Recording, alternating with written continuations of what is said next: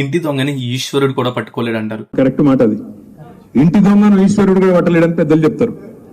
కానీ మన విశాఖపట్నం పోలీసులు ఈజీగా పట్టేసుకున్నారు. ఇంతకీ ఈ సంఘటన మన విశాఖపట్నం సమీపంలోనే జరిగింది.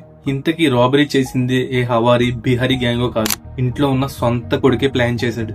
అసలు సొంత కొడుకు ఎందుకు ప్లాన్ చేశాడంటే, ఎలాంటి ఎక్స్పీరియన్స్ లేకుండా స్టాక్ మార్కెట్ లో ఇన్వెస్ట్మెంట్ పెట్టడం, తీరా చివరికి మొత్తం లాస్ అవ్వడంతో ఇంకా ఇంట్లో అడగలేక, చేసినప్పు ఎలా తీర్చాలో తెలియక తన ఫ్రెండ్స్ తోనే తన ఇంట్లోనే పక్కాగా రాబరీ ప్లాన్ చేశాడు. ఇంకా పోలీసులు ఇన్వెస్టిగేషన్ స్టార్ట్ చేశాక ఇంట్లో కొడుకు పైన డౌట్ వచ్చి ఇంకా తన మొబైల్ ట్రేస్ చేసి చెక్ చేస్తే ఫ్రెండ్స్ కి పెట్టిన మెసేజెస్ అలానే గూగుల్ సెర్చ్ హిస్టరీ ద్వారా పోలీసులు కన్ఫర్మ్ చేశారు. ఫైనల్ గా నా సజెషన్ ఏంటంటే, మీరు కూడా ఎటువంటి ఎక్స్పీరియన్స్ లేకుండా ఈజీ మనీ కోసం ట్రై చేయకండి. తర్వాత చాలా ఇబ్బందులు పడాల్సి వస్తుంది.